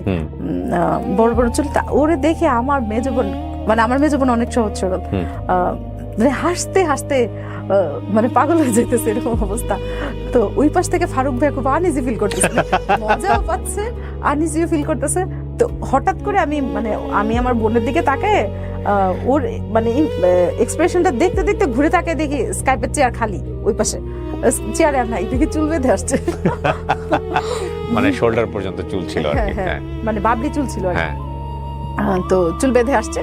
তো এখন জিজ্ঞেস করতেছে এখন চলবে, এখন আর হাসবো না। তো ওইরকম আমি বাসায় আসার সময় কথা টথা বললাম খুব ভালোই, মানে এমন না যে খুব ডিসঅ্যাপয়েন্টেড হইতে দেখি নাই, আর আমিও খুব একটা ডিসঅ্যাপয়েন্টেড না। কিন্তু ততদিনে কিন্তু আমার আসলে আপনি তো মেকআপ করলেন ওর সামনে? হ্যাঁ মেকআপ করলাম, আমার খালামণি পারমিশন দিয়েছে, খালামণির সামনে। তো আমি ভাবছি যে ঠিক আছে, আজকে থেকে আর ফোন দিবে না, শিওর আজকে থেকে তো আর ফোন দিবেই না। আর আমি ফোন দিয়ে শুধু শুধু আমি হ্যাংলা হবই না, হ্যাংলামি করবো না। এর মধ্যে দেখলাম ফোন বাজতেছে, আমি তো পুরো সারপ্রাইজ যে এই চেহারা দেখে আমার ফোন দিচ্ছে, এটা আমার কাছে খুবই আশ্চর্য। আমি ফোনটা ধরে আমি বলতেছি আপনি এখনো পালান নাই? আমি তো ভাবছি আপনি আর ফোন চোদ দিবেন না।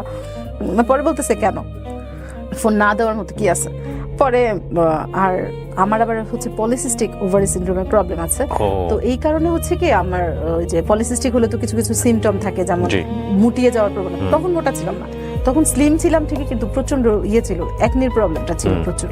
আর হলে মানে পলিসিস্টিক হলে আরো কিছু কিছু মানে সমস্যা হয়, যেমন ঘাড় কালো হয়ে যায়, মানুষ স্কিনে প্রচন্ড ব্রনের স্পট হয়, হলে যেতে চায় না, আর মোটা হওয়ার প্রবণতাটা বেশি থাকে। কিন্তু ওই সময় মোটা ছিলাম না। তো যাই হোক, পরবর্তীতে আমি ভাবলাম যে আপনি আর পালাম নাই, তো যাই এরপরে আর কথা বাড়লো। আর ওইদিকে দেখলাম যে ওইখানে চেহারা টেহারা নিয়ে কোনো হেজিটেশনই নাই, কোনো হেজিটেশন নাই। আর আমি তখন কি করতাম, মানে ওইখান থেকে আসার পরে আমার পান্না খালামণি, আমার ছোট খালামণিও তো ইয়াংয়ে ছিল, তো মানে বলতো কি ফারুকরে দেখতে জানি কোন একটা নায়কের মতো লাগে, মানে ফেসটা চেনা চেনা লাগতেছে, মানে খুব সুন্দর বুঝাতে না, মানে চেনা চেনা ফেস বোঝাতে আর কি। বলতেছে যে চেনা চেনা লাগতেছে, তো কার মতো কুনাল আছে না, ওই সময় কি জানি একটা সিনেমা, কালিউগ না কি জানি একটা সিনেমা ছিল, হ্যাঁ হ্যাঁ হ্যাঁ, তখন কুনালের মতো লাগতো। তো আমি কি করছি, তখন আমাদের যে ভিসিডির যুগ ছিল মনে হয়, ভিসিডি ভিসিআর, তো ওইটা 90s এর কি আমি জানি না, এই যুগের ছেলে মেয়েরা এগুলা চিনবে কিনা। তো ওই সময় ওইটা দেখতেছিলাম, তো আমার ওই যে খালামণি ওটা বলছে আমার কাছে লাগতেছিল, তো আমি এর মধ্যে ওই গানটা ওইরকম মানে এমনি অন্যান্য গান শুনতেছিলাম, তার মাঝখানে ওইখানে একটা গানের একটা পোর্শনে আমার মানে অনেক বেশি সিমিলার লাগতেছিল। আমি করতাম কি, আমার ছোট বোনরা তো বাসায় ছিল, ওরা যেন বুঝতে না পারে, আমি করতাম কি ওই জায়গাটায় ফ্রিজ করে রেখে দিয়ে আমি দেখা যায় খাচ্ছি, অন্যান্য কাজ করতেছি, ওই চেহারাটা ওই জায়গাটাতে দেখতে খুব আমার মানে ভালো লাগতো। কিন্তু আমার বোনরা তো বুঝতে পারতো না যে আমি কি হয়েছে। স্টোরি জানে আমাদের ফারুক ভাই? হ্যাঁ ওকে ফাইন। মানে আমি বললাম না, আমার জীবনের এমন কোনো দাড়ি কমা ফুল স্টপ, ইভেন মানে আমার জন্মের পর এই ফিলিংস এর জায়গাটায় অন্য কোনো মানুষ আপনার এই ফারুকের ছাড়া অন্য কোনো মানুষ আর কখনোই আসেনি? না। Okay fine. 2008 বাংলাদেশে আসবে, তো বললো কি দেখা করবে, তো দেখা করবে বলাতে আমি আমার ফ্রেন্ডদের পরামর্শ নিলাম। আচ্ছা ও ততদিনে কিন্তু আমি আমার ফ্রেন্ডের সাথে ঘটকালি করতেছে, ওর সাথে ঘটকালি করতেছে, কিছুই নাই। তারপরে কেমন জানি উনারও দেখতাম যে আমারে ফোন দেয় নাই, এমন একটা দিনও হতো না, আর আমারও কেন জানি কথা বলি না এরকম একটা দিনও হতো না। আর আমি সারা দিনের সব মজার মজার কথাগুলো জমায় রাখতাম। বাংলাদেশে আসবে, আমি তো বিশাল সমারোহে রেডি হচ্ছি, 2008 বাংলাদেশে আসবে, আমার ফ্রেন্ডদের বলছি, তো টুকটাক কেনাকাটা করলাম যে দেখা করতে যাবো, আমি একদিনই দেখা করবো। তো আমি আচ্ছা ঠিক আছে একদিন দেখা করবো, আমি কিন্তু জীবনে একা যাইতে পারবো না, তাহলে আমরা 5 ফ্রেন্ড যেদিকে যাবো আমার 5 ফ্রেন্ড, কোনো মানে 5 ফ্রেন্ড ছাড়া আমরা কোথাও যাই না। আর এটাও তো ততদিনে ওনারও জানা আছে, বুঝতে আচ্ছা ঠিক আছে তোমরা 5 ফ্রেন্ড আসলে আমার সমস্যা কি এসো। আমাদের বাসা হচ্ছে মিরপুর 2-এ স্টেডিয়ামের 1 নম্বর গেটের এই পাশে। আর বললাম যে তখন ওই আমি তো রাস্তাঘাট খুব একটা চিনি না, আমার ফ্রেন্ড বিথির সাথে কন্ট্যাক্ট করে যে কোথায় আসবো টাসবো। তো তখন আমরা 5 ফ্রেন্ড মিলে পুরো ফুল রেডি হয়ে গেলাম। মানে ফায়ার সার্ভিস আমার একটা ফ্রেন্ডের বাসা ছিল, ওরা আব্বু এখানে জব করতো, তো ওই আমরা ফায়ার সার্ভিসেই বসে অপেক্ষা করতেছিলাম। তো এসে হাজির হলো। ততদিনে কিন্তু আমি শুধু দেখছি 2007-এ, আমার ফ্রেন্ডরা কিন্তু কেউ দেখে নাই। হ্যাঁ, একটা মজার ব্যাপার হইলো আমি যখন ফায়ার সার্ভিস থেকে আমি আর আমার ফ্রেন্ড বিথি হচ্ছে সামনে 2 জন হাঁটছে, আর পিছনে আমার বাকি 3 জন ফ্রেন্ড। এর মধ্যে আমার ফ্রেন্ড বিথি মানে ওই ফারুক ভাই হচ্ছে ফায়ার সার্ভিসের সামনে দাঁড়ায় ছিল, জানেও না যে কি ড্রেস পরে আসবে, কি গেট আপে আসবে, কি আসবে বিষয় কিছুই জানে না। আমার ফ্রেন্ড দেখেই চিনে ফেলছে যে এটা ফারুক ভাইয়া। মানে আমরা এত কথা বলতাম, আমাদের কারো সম্পর্কে কিছু বাকি নাই, ও না দেখেই চিনে ফেলছে। এখন আমার এমনি তো আমার আবার মুখটা অনেক চালাক, মুখে প্রচন্ড বক বক বক বক করতে পারি, এমনি আদার্স অ্যাক্টিভিটিতে খুবই স্লো।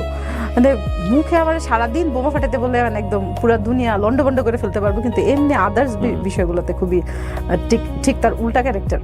ওই প্রথমে হিজাব পরেছিলাম মনে হয়, কিন্তু মানে ওই প্রথম আর কি 3 পিস পরে বাইরে বের হয়েছে, একটু আনইজি লাগতেছিল। আর যখন আমি দেখলাম মানে ফায়ার সার্ভিসের মনে করেন ও হচ্ছে একদম গোলচক্করের এই পাশে দাঁড়ানো, গোলচত্বরে আমরা ফ্রেন্ডরা এই পাশ দিয়ে আসতেছি, আমি 2 জন, আমার ফ্রেন্ড বলতেছে এইটাই মনে হয় ফারুক ভাই হবে। আমি উনারে পাশ কাটায় রেখে সোজা চলে গেছে। আমি বলছি বিথি দেখা করবো না, চল বাসায় চলে যায়। আমার পুরো হাত পা বরফ হয়ে যেতেছে, সামনাসামনি তো যেতে পারছি না, আমার পা মনে হয় যে আমি তুলতেই পারতেছি না, এরকম মানে পুরো ফ্রিজ হয়ে যেতেছে। আমি বলতেছি বিথি চল বাসায় চলে যায়, আর ভালো লাগতেছে না। পরে বলে কি মনে করবে, ফালতু মনে করবে না। পরে ওই আগে আমি বলছি তুই গেলে যা, আমি যাবো না। ও পরে আগে গিয়ে কথা বলছে, তো ও যেহেতু আগে গেছে তো আমার বাকি ফ্রেন্ডরা এসে হাত ধরলো, তাদের আমি একটু শক্তি পাচ্ছি, হাইতে গিয়ে সামনে গেলাম। পরে বলতেছে কোথায় যাবো, আমি তো এমনি রাস্তাঘাট চিনি না, ওরা জায়গায় নিয়ে যাবো, এখানে যাবো। পরে সম্ভবত ওরা ধানমন্ডি লেকের দিকে যাবে প্ল্যান করলো আমার ফ্রেন্ড। তো বললো আচ্ছা, তো একটা ট্যাক্সি ক্যাব নিল, আমরা তো 5 জন। আমি খুঁজে মানে উনি তো ড্রাইভারের পাশে সিটটায় বসছে, আমি একদম খুঁজে ওনার পিছনে বসতেছে না, আমার না দেখতে পারে।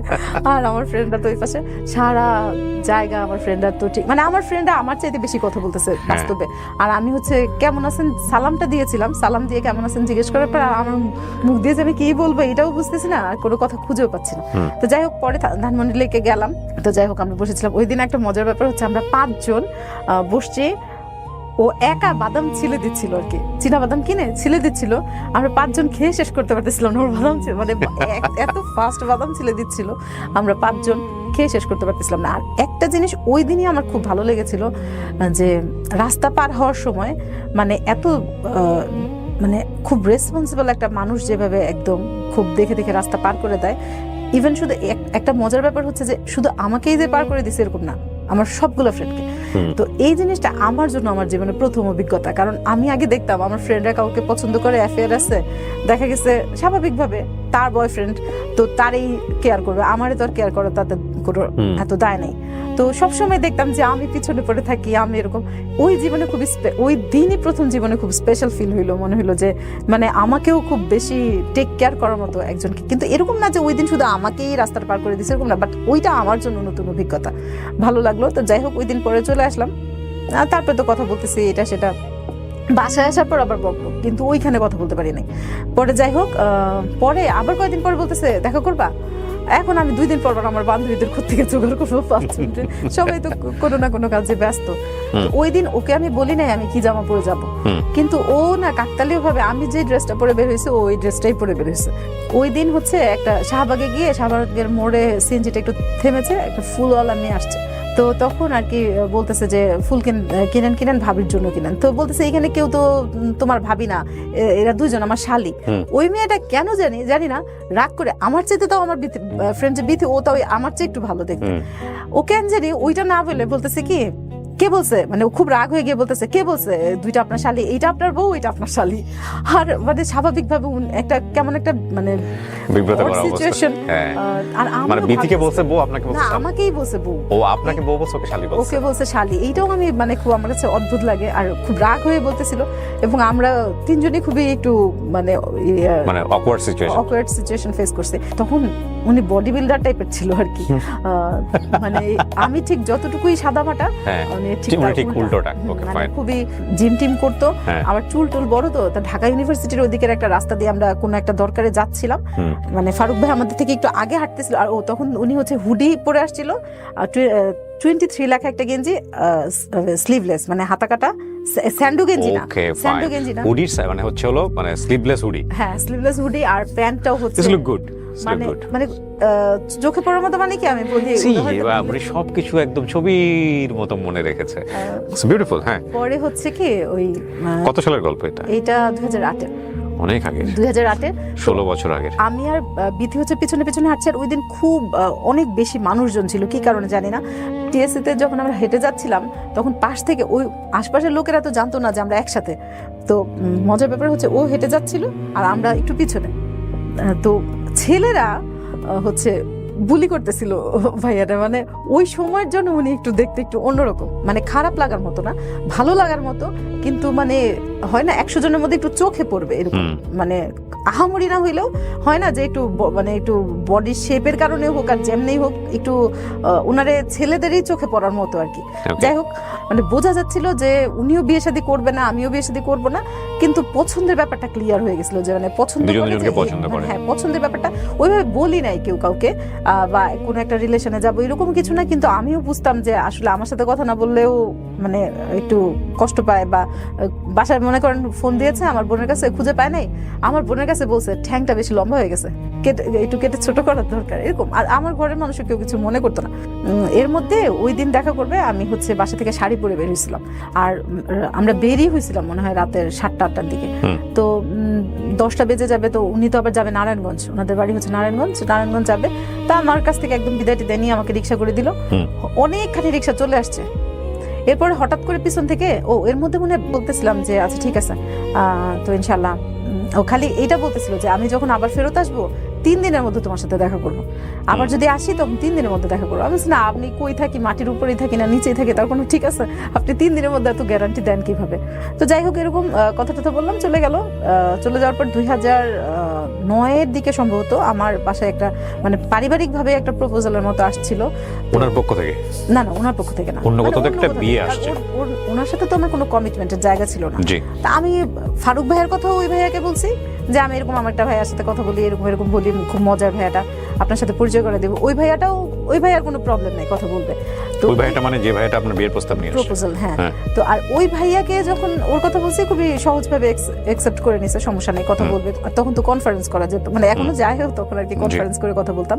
তো ওই সময় হচ্ছে আমি যখনই কনফারেন্স করতে যেতাম, ওই ভাইয়াটার কোনো রিয়াকশন থাকতো না, কিন্তু ও ক্যান্সারি রেগে মেগে ফোন রেখে দিত। ফারুক? হ্যাঁ, রেগে টেগে ফোন রেখে দিত, মানে এত রাগ করতো যেটা আমার কাছে খুবই অদ্ভুত লাগতো। আমি ভাবতাম যে রাগ করলে তো ওই লোকের করার দরকার, ওনার তো আর রাগ করার বিষয় নেই, কিন্তু খুবই রাগ করতো, রাগ করে রেখে দিত। এর পরবর্তীতে ফোন দিতে ঠিকই, কিন্তু মুড অফ করে কথা বলতো, এরকম। যাই হোক, ও এর মধ্যে হয়েছে কি 2008-এ নাকি ও যখন বাংলাদেশে আসছিল, তখন ওকে খাটের মাঝখানে বসে ওদের ফ্যামিলির সবাই গোল করে নিয়ে ধরে ওরে খুব বিয়ে শাদী যেন করে, এটার জন্য খুব প্রেশার দিচ্ছিল।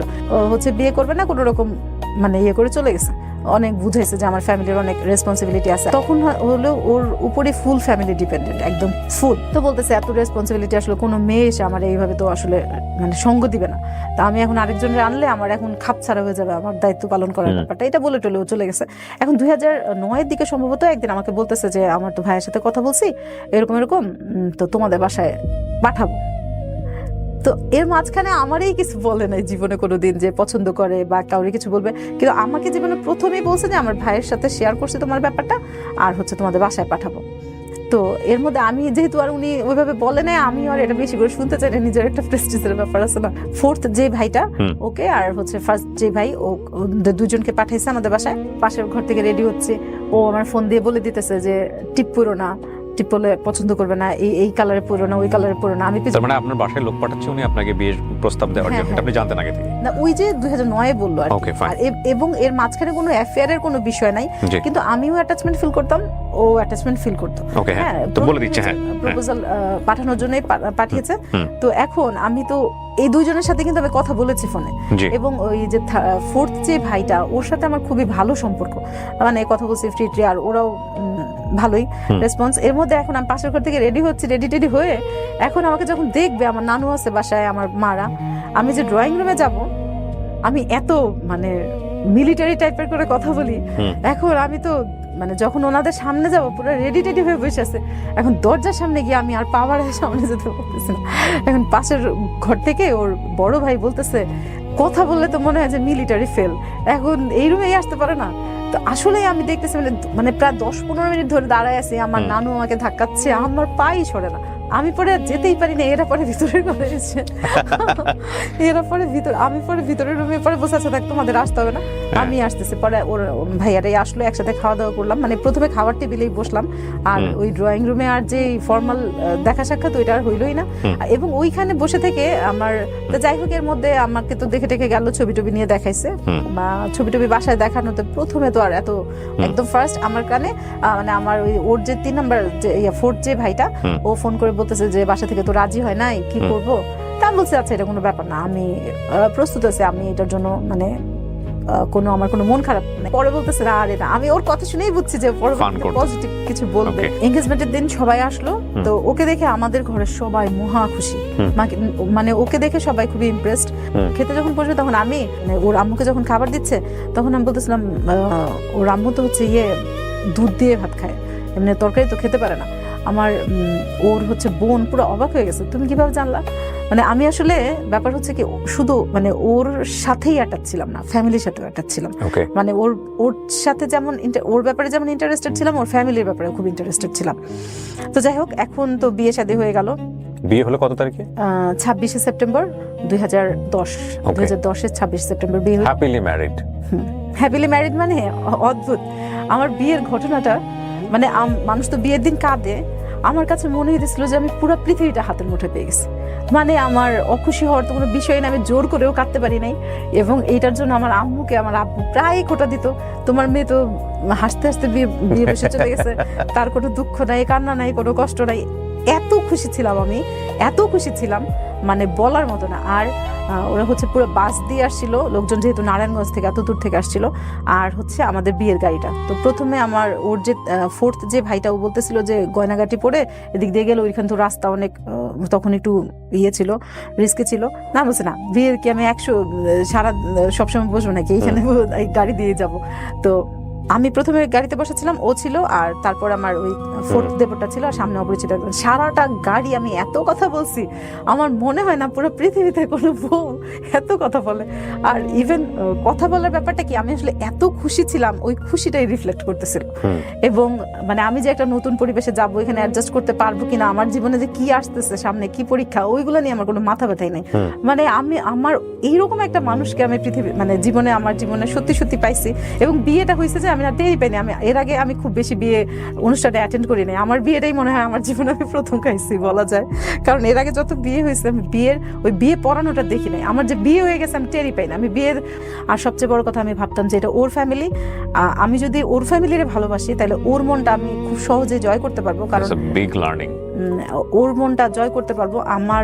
আর আমিও মনে মনে ভাবতাম যে আমারও যদি একটা খুব সুন্দর একটা ভাই থাকতো, আর যদি ভাইয়ের বউটা আমার পছন্দ মতো না হইতো, আমারও হয়তো কিছুটা থাকতো। তো জয় করার দায়িত্বটা আমার, মানে এরা আমাকে ভালোবাসবে, একদম ডালা নিয়ে বসে থাকবে আমার ভালোবাসার জন্য, এটা তো হবে না, আমার গিয়ে জয় করতে হবে, এরকম মানে মাইন্ডসেট নিয়েই আমি গিয়েছি। আমি বসে আছি, ওরা বউ ভাতের আয়োজন করতেছে, আমার বোন পাশে বসা। বড় ননাস ওই যে গাইলছিয়া বলে না, ওই যে গ্রামে গুড়ি কুটেছে, তো ওইটা দিয়ে গুড়ি করতেছে। ওর নাকি চিতই পিঠাটা অনেক প্রিয় ছিল, তো বলতেছে ওনার নাকি হাতে ব্যথা, তো বলতেছে যে তুমি কি গুড়ি করতে পারো? তা আমি বলছি না, আমি সারা জীবন ঢাকা থেকে বড় হয়েছি, আমার তো আসলে গাইলসিয়া যে দেখছি এটাই আমার জন্য ভালো, কারণ আমি অনেক গ্রামে গিয়েছি মাঝখানে। তো মানে উনি খুব বিরক্ত হইতেছে, তাহলে তো আমার ভাইয়ের পিঠা খাওয়ার দিন শেষ। মানে এবং এইটা উনি শুধু যে পিঠার জন্য বলছে তা না, আমি বুঝতে পারছি। এবং আমি কিন্তু মানসিকভাবে খুব ম্যাচিউর ওই সময়, কারণ আমি জীবনে এত কিছু দেখছি যেটা আসলে অনেক মানুষই হয়তো বা দেখে নাই। ওই যে হাত ধোয়ানোর ব্যাপারটা, আমি তো আমার আম্মু হচ্ছে তখন আসলে খুব নার্ভাস ছিল, কারণ আমার আব্বা বিয়েতে রাজি ছিল না। আমি 1 ঘন্টা পরে কবুল বলছি, মানে এবং 1 ঘন্টা যে চলে গেছে আমি নিজেও জানি না। আমার খালি মনে হচ্ছিল আমার আব্বুর সিদ্ধান্তের বাইরে গিয়ে যে একটা সিদ্ধান্ত নিচ্ছি, আল্লাহ জানে কেমন হয়। যদি খারাপ হয় তাহলে আমার আব্বুর জীবনে সারা জীবন একটা দুঃখ থাকবে। এর মধ্যে আমরা কয়েকটা জিনিস মানে দুজনের মধ্যে ডিসকাস করে ফেলছিলাম, যেন আমরা শুধু খালি দুইজন মিলেই যেন হ্যাপি না থাকি। ও আমাকে বলছিল যে আমার চলার পথটা খুব পিচ্ছিল, আমার অনেক রেসপন্সিবিলিটি আছে। ওরে আমার ভালো লাগার সবচেয়ে মেইন কারণ হচ্ছে রেসপন্সিবিলিটি। এটাই আমার ভালো লাগছে, যে লোকটা ফ্যামিলির প্রতি এত বেশি রেসপন্সিবল, সে যদি একটু রেসপন্সিবিলিটি আমার জন্য করে, এটাই আমি ভেসে চলে যাবো। এরকম আমরা কক্সবাজারে গেলাম, তো ওইখানে গিয়ে আমাদের মানে দুজনের আন্ডারস্ট্যান্ডিংটা এরকম ছিল যে আমরা দুইজনে মিলে আসলে ফ্যামিলিটাকে গুছাবো, যতটুকু দুর্বলতা আছে এই ফ্যামিলির এইটুকু গুছাবো। আমরা কক্সবাজার গিয়েছিলাম, ও এই শখটা পূরণ করেছে নিজে, এটা আমার কোনো ইন্টেনশন ছিল না। আমিও তো ঘোরাঘুরি পছন্দ করি না, কিন্তু ও খুব ঘুরতে পছন্দ করে। কিন্তু আমি একটা সুতাও কিনিনি আমরা, এটার জন্য কিনি নাই কারণ ওই সময় বিয়ের পারপাসে অনেক খরচ হয়ে গেছে। আর হচ্ছে যদি আমরা একটা জিনিস কিনি, এটা যদি আমি ঘরের সবাইকে সেম জিনিসটা না দিতে পারি, সবাই মন খারাপ করতে পারে। যেহেতু সবাইকে দিতে পারবো না আমি একটা এমন কিছু দেখে যে স্মৃতি রোমন্থন করবো যে না এটা আমাদের কক্সবাজার থেকে কেনা বিয়ের প্রথম, ওই রকম কিছু আমরা কিনি নাই। এই রিলেশনগুলো আপনারই ছিল না? আমাদের দুইজনের সিদ্ধান্ত নিয়েছিলেন। হ্যাঁ, আমরা চেয়েছিলাম যে এই ফ্যামিলিটাকেই আসলে আমাদের মনে করবো, যে আর ওর রেসপন্সিবিলিটিটা ভাগ নিয়েছিলাম। That is the ultimate lesson of the story. আজকে আপনারা একটা জিনিস খেয়াল করে দেখবেন যে ওনার গল্পের যে একটা শান্ত নদীর মতো বয়ে যাওয়া, there is no ups and down, but শুনতে ভালো লাগছে, কোথায় জানি কি আছে। So message of the story আসলে অ্যাকচুয়ালি এটাই, কিন্তু এন্ডিং এর জায়গাটা আরো বেশি সুন্দর। আপনারা একটু সামনের দিকে যান, তাহলে বুঝতে পারবেন। হ্যাঁ, ওর একটা কাজিনের সাথে ওর খুব ভালো সম্পর্ক, তো ও আবার বিয়ে নিয়ে একটু আতঙ্কগ্রস্ত ছিল যে বিয়ে করলে কেমন না কেমন হয়, সবারটা শোনে। তো ওর কাছে মানে জিজ্ঞেস করেছিল যে ফারুক ভাই বিয়ে করছেন, আপনার এক্সপিরিয়েন্স বলেন। তখন ও বলছে আলহামদুলিল্লাহ, আমি দুনিয়াতে জান্নাতে আছি, এরকম। এবং আমাকেও যদি কেউ বলতো সত্যি, এবং এটা ওই যে এরকম না যে প্রথম বিয়ে করলাম 2-3 মাসে খুব মনে হইলো, তারপরে বেলুনের মতো চুপসে গেল, এরকম না। ইভেন জীবনের এখন পর্যন্ত বলা যায় যে আলহামদুলিল্লাহ। সো ফ্যাক্ট হচ্ছে যে ওমর ফারুক ভাই আপনাকে বিয়ে করেছে কত বছর? বিয়ে করেছে 14 বছর শেষ হয়ে 15 বছর। 14 বছর শেষ করে 15 বছর। 15 বছরে কতদিন বাংলাদেশে থেকেছে? 15 বছরে হচ্ছে যদি এভারেজে বলেন বছরে 2 মাস করে, তাহলে হিসেবে 14 দুগুণে 28 মাস। কিন্তু মানে একটু লাকি আমরা, আপনার আসলে সংসার হচ্ছে একসাথে থাকা 28 মাস 14 বছর। এখানে আবার একটা ওই যে সবার ওই যে বলে না, কারো পৌষ মাস কারো সর্বনাশে, কোভিড এর সময় এসে আটকা পড়েছিল 1.5-2 বছরের মতো 2-3 ধাপে। সেটা আপনার পৌষ মাস টোটাল। হ্যাঁ, আমার জন্য ওইটুকু লাকি টাইম। এবং ওই সময়টুকুতে যখনই আসতো আমার কাছে অচেনা লাগতো, কারণ আমার মানে ওর সাথে তো কথা বললেই আমার খুব চেনা লাগতো, দেখলেই অচেনা লাগতো, চিনতে 1 সপ্তাহ 15 দিন চলে যেত, এর মধ্যে ওর যাওয়ার সময় হয়ে যেত।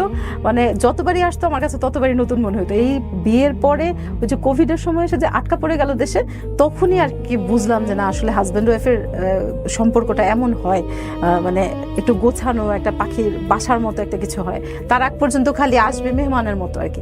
তো সেই হিসেবে আমার জীবনে 10 বছর নাই, 14 বছর সংসারের মধ্যে থেকে 10 বছর নাই। আর এই 10 বছরটাও বেড়েছে হচ্ছে যে কোভিডের সময় 2 বছরের কারণে। তো যাই হোক, পরবর্তীতে অসাধারণ একটা সম্পর্ক, ওর সাথে আমার কোনো ক্লাশ হওয়ার কিছু নেই। কিন্তু 3-4 বছর হয়ে গেল, আমার বাচ্চা কাচ্চা পৃথিবীতে এসে পড়লো। কিন্তু মানে সবাই খালি বলতো আল্লাহ এত দূরে হাজবেন্ড থাকে, কষ্ট হয় না। মানে এই কষ্ট হয় না মানেই তো হচ্ছে আর কি মানে তা আমি বলতাম কি আমার বর হচ্ছে ঈদের মতো বছরে 2 বার আসে। তো এইটা সবাই খুব মজা পেত। তো যাই হোক, আমার ওই মানে দেরি করে আসবে তাড়াতাড়ি আসবে এইগুলো ব্যাপার ছিল না। কিন্তু আমার একটা কষ্টের জায়গা ছিল কি, ততদিনে কিন্তু আমার অনেক বেশি একটা স্ট্রাগলের জায়গা ছিল কি, আমার আব্বু ওই যে রাগ করেছিল না, রাগ করে থাকাতে আমাদের বাসায় কিন্তু ফাইন্যান্সিয়ালি কোনো সাপোর্ট আমার আব্বু ওই সময় আর করছিল না, রাগ করেই করছিল না। যে আমার আব্বু চাচ্ছিল যে আমি টাকা পয়সা দিব না, তাহলে আর বিয়ে শাদী দিতেও পারবে না, হ্যাঁ এখানে বন্ধ হয়ে যাবে, আমার আব্বুর ইচ্ছাটা পূরণ হবে। কিন্তু ওই আমার আম্মু যেভাবেই হোক বিয়েটা দিয়েছিল। কি আমার বাবার বাড়িতেও কিন্তু তখন আমার অত বেশি অঢেল টাকা পয়সা নাই। হ্যাঁ, আমি যেহেতু আমার হাজবেন্ডকে বলে দিছি যে আমি আপনাকে হচ্ছে কোনো প্রেশার দিব না, আমি কিন্তু প্রচুর পরিমাণ অর্থ কষ্ট করতেছি তখন। ঠিক আছে, আমি এসে দেখতাম আমার শ্বশুর বাড়িতে বাজার মানে হচ্ছে উপচে পড়তেছে, এবং তাদের হচ্ছে মানে এমন না যে 4টা ভাই বেকার ছিল দেখে ওরা কোনো অর্থ কষ্ট করছে, খাবারের কষ্ট করছে, কোনো কিছু না, অঢেল। কিন্তু আমি কিন্তু প্রচন্ড কষ্ট করতেছিলাম। 12 টাকা রিক্সা ভাড়া, 15 টাকা মানে 15 টাকা চাইলে আমি এরপর থেকে আমি জীবনে স্কুলে কলেজে থাকতে বাসে চড়ি নাই, আমি লেগুনাতে চলা শুরু করেছি। তো এই কথাগুলো আমার হাজবেন্ডকে আমি ওই সময়টায় বলি নাই, পরবর্তীতে বলেছি। তো আমার এই দিকের কষ্টটা আমি হাজবেন্ডকে বলতে পারতাম না, কারণ ভাববে যে বাবার বাড়িতে আছে, আবার তাহলে আমার বাবা মা ছোট হবে। আবার বাবা মার কষ্টটা হাজব্যান্ডকে বলতে পারতাম না, কারণ বাবা মার কষ্টটা হাজব্যান্ডকে বলতে পারতাম না, ভাববে যে বাবার বাড়িতে আছে আবার কিসের কষ্ট। ও তো ভাবতেই পারতো না যে আমি কি পেনটাতে আছি। আবার আমার হাজব্যান্ডের এই যে ফাইন্যান্সিয়াল যে ব্যাপারটাতে আমাকে যে সাপোর্টটা ওইভাবে দিচ্ছে না, এইটা মাকেও বলতে পারতাম না, কারণ আমি তো নিজে পছন্দ করে বিয়ে করছি। এখন এই যে দ্বিধাদ্বন্দ্বে এমন হয়েছে যে আমি আলাদা করে সবার জন্য ঈদের কাপড় চোপড় কিনতাম, আমার নিজের টাকা দিয়ে আমি সবার জন্য কাপড় কিনতাম, আমি নিজের জামা নিজে কিনতে পারতাম না। কারণ দেখা যেত মাকে কিভাবে বলবো যে আমারও একটা চাই। তো ওর সবাইকে খুব প্রাউড ফিল করে বলতো যে আমার বিয়ে হয়েছে, আমার বউ কোনোদিন আমার মানিব্যাগটা ধরে দেখেনি। আমি আসলে আরেকটা জিনিস কি, আমার মানে হাজবেন্ডের জিনিস যে আসলে খুব বেশি অধিকারে পাইতে হয়, চাইতে হয়, এই জিনিসটা আমি আসলে হয়তো বা শিখিই নাই, আর ওই জায়গাটাতে আমি যাইই নাই কখনো। কিন্তু আমি তখন প্রচন্ড পরিমাণ কষ্টও করছি ফাইন্যান্সিয়ালি, হাজব্যান্ডকে বুঝাইতে পারতেছি না যে একটু তাড়াতাড়ি গুছান, আর তো সম্ভব না। কারণ আমি হচ্ছে পুরো 12 বছর আমার মায়ের সাথে ছিলাম, 2টা বাচ্চা নিয়ে, এবং লাস্টের 3rd বেবিটাও আমার মায়ের সাথে একই ঘরে। মানে আমার মা, আমরা 3 বোন, আমার মা, আমার আব্বু যেহেতু দেশে বাইরে থাকতো, আমার মা, আমার 2 বোন, ওদের জন্য এই ফ্ল্যাটটা সাফিসিয়েন্ট। নিজেদের সম্পর্কের বাইরে আপনি প্রায়োরিটি যদি গোল যদি ঠিক করতে না পারেন, সব এলোমেলো হয়ে যাবে, আপনার এত ভালোবাসাও থাকবে না। আমরা শেষকালে আসলে ওই যে মাঝখানে যে লাস্টের অসুস্থতাটা, পুরো পৃথিবী মনে হচ্ছিল যে হাসছিল, আর আমি আর আমার হাজব্যান্ড মনে হচ্ছিল যে পুরো পৃথিবী থেকে বিচ্ছিন্ন। এবং এত ইভেন আমরা জানেন লাস্ট মুহূর্তে আমরা এটা সিদ্ধান্ত নিয়েছিলাম যে ও যদি জীবনে সুস্থ না হয়, আমরা সবাই মিলে একসাথে ওষুধকে মানে কোনো একটা কিছু খেয়ে সুইসাইড করবো। আপনার হাজবেন্ডের কি হয়েছিল? ওর সায়াটিকের প্রবলেম মনে হয়েছিল, এবং ওটা খুব মারাত্মক ছিল। ও ডান পাশ থেকে বাম পাশে মুভ করতে পারতো না। ওর বাথরুমে হচ্ছে বিছানা থেকে চেয়ারে উঠলে বাথরুমে ঠেলে নিয়ে বসাই দিয়ে আসতে হইতো, উঠাই নিয়ে আসতে হইতো। ওই সময় আমার বাচ্চার বয়স 6 মাস, এবং ওই সময় আমি জীবনের রূঢ়তাকারে বলে দেখছি, আপনি জীবনে যার জন্য পৃথিবীর সবকিছু স্যাক্রিফাইস করবেন, এরা আপনার সামনে কিভাবে পোল্টি নিয়ে ফেলবেন, এরা এদের জীবন নিয়ে এত বিজি হয়ে যাবে, আপনার এরা মানুষ মনে করবে না। আমি আমার জীবনের সবচাইতে বাজে লার্নিংটা এই আমার হাজব্যান্ডের অসুস্থতার সময়। তো এখানে দেখেন, এখানে একটা বিশাল ব্যাপার আছে। একটা হচ্ছে যে গুরুত্ব অবশ্যই দেওয়া উচিত, কিন্তু গুরুত্বের জায়গাটা আপনাকে নিশ্চিত হতে হবে যে আমি গুরুত্ব কাকে দিচ্ছি, কতটুকু দিচ্ছি, সেটা যেন নিজের প্রতি ইনজাস্টিস না করা হয়। সেটাও একটা ফ্যাক্ট, অফকোর্স ফ্যাক্ট। আমি কয়েকটা শর্টকাট প্রশ্ন করি আপনাকে, এবং ছোট ছোট করে উত্তর দিলে আমার মনে হয় গল্পের একটা মেসেজ আমরা ক্লিয়ারলি বলতে পারবো দর্শকদেরকে। আপনি যে বিয়ে করার আগে তাকে জানতেন যে সে বাংলাদেশে এভাবেই আপনাকে সময় দিবে, এবং সময় দেওয়া নিয়ে ওর সাথে আমার কখনো কোনো প্রবলেম না, কিন্তু একজন বিদেশিকে বিয়ে করার, বিদেশি মানে প্রবাসীকে বিয়ে করার পরে তো আলটিমেটলি আমরা জানি বিভিন্ন রকমের নিউজ পাই চতুর্দিকে আমরা। না ওইরকম আমার ইন্টেনশন। আমি প্রশ্নটা কমপ্লিট করি, সেটা আমার দর্শকদের সুবিধা হবে। সেটা হচ্ছে যে আমরা দেখি যে প্রবাসীর বউ ভেগে গেছে, প্রবাসীর বউ অন্য কোথাও চলে, ইচ্ছে করে আমাকে বিয়ে করছে যেন ভেগে যেতে না পারে। না সেটা না, বলে আপনি ভালো মানে এই ডিসিশনটা ঠিক নিয়েছেন যে আপনি জানেন আমার ফেলে রাখলেও যাওয়ার জায়গা নেই। এইটা মানে মজা করে বলি, কিন্তু আসলে হয়তো বা বাট আপনি হ্যাপিলি তো থাকছেন, অপশন তো আপনি পেলে চলে যেতেন, ব্যাপারটা কিরকম না?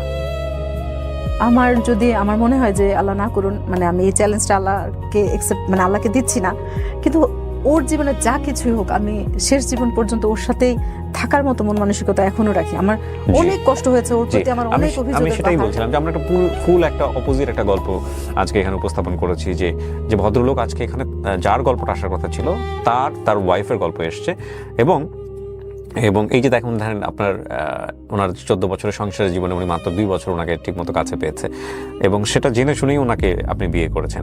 হয়তো ইতালিতে চলে যাবেন একসময়, এরকম চিন্তা ভাবনা ছিল আপনার মধ্যে? না ইতালিতে যাওয়ার মতো হলে তো আরো আগে যাওয়া যেত। এবং উনি গিয়ে প্রথম দিন থেকে ওনার টার্গেট ছিল যে ওনার পরিবারটাকে কিভাবে হ্যাপি করা যায়, কারণ পরিবারকে হ্যাপি করলে ওনাকে হ্যাপি করা যাবে। কতটুকু পেরেছে, কতটুকু পারেনি, এই যে চেষ্টাটুকুই তো অসাধারণ। আর জীবন গল্পের আসলে আপনি পুরোটুকু কোনোভাবেই এখানে উপস্থাপন করতে পারবেন না। আমি বরং এই জায়গাটাই ফোকাস করতে চাই আজকের এই গল্পে, সেটা হলো যে হ্যাঁ, পাওয়া আছে, না পাওয়া আছে, সংসার জীবনের ত্যাগ আছে, তিতিক্ষা আছে, কিন্তু এই যে মিউচুয়াল রেসপেক্টটুকু, মানে উনি ওয়াইফ হিসেবে ওনার হাজব্যান্ডের প্রতি, এবং পারিবারিক দায়িত্ববোধের জায়গাটা থেকে যে চিন্তাটা করা যে ওনার সাথেই আমার পুরো জীবনটা কাটবে, এবং বছরের পর অপেক্ষা করে একজন প্রবাসীর বউয়ের কি থট হয় প্রবাসী হাজবেন্ডের প্রতি, কিভাবে সম্পর্ক হয়, সেটার কিছুটা হলেও আমরা আজকের গল্পে ধারণা পেয়েছি। আপনি গল্পটা কেন বললেন আমাদের এই সোশ্যাল মিডিয়াতে? আসলে আমার চাইতে ভালো আরো অনেক মানুষ থাকে, ওইটা বিষয় না। আমি আমার ফ্রেন্ডদের সাথে যারা খুব ক্লোজ তাদের বলি যে আল্লাহ আমাকে একটা জান্নাত দিছে, কিন্তু চাবিটা আমার কাছে নাই। আমি এত সুখ শুধু অতিরিক্ত স্যাক্রিফাইস করতে গিয়ে নষ্ট করে ফেলছি। আমি কতটা ভালো থাকতে পারতাম যদি আমি এতটা স্যাক্রিফাইস না করে আরেকটু স্যাক্রিফাইসের জায়গাগুলো কমায় রাখতে পারতাম। স্যাক্রিফাইস করার নেশা আমার হাজবেন্ড আর আমার এমন ভাবে পেয়ে বসছিল। এখন আমার অর্থের জন্য কোনো কষ্ট নাই, যে আমার হাজবেন্ডের টাকা নাই, 26 বছর রোজগার করার পর আমার বাচ্চারা স্কুলে কষ্ট করে রিক্সায় একসাথে 3 জন বসে যায়, আমার বাচ্চাদের আমি আমার পছন্দ মতো কিছু দিতে পারি না। স্কুলে আমার হচ্ছে 100 প্রতি বছর স্যারদের কাছে রিকোয়েস্ট করতে হয়, স্যার প্লিজ বেতনটা একটু স্যাক্রিফাইস করেন। সবাইকে ভালো রাখতে গিয়ে আমি আর আমার বাচ্চারা ভেসে গেছি।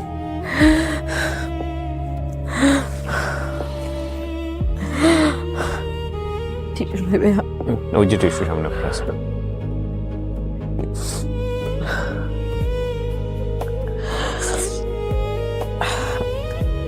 নিজেদের জীবনে আসলে এত ঝড় আসতে দেওয়া উচিত না।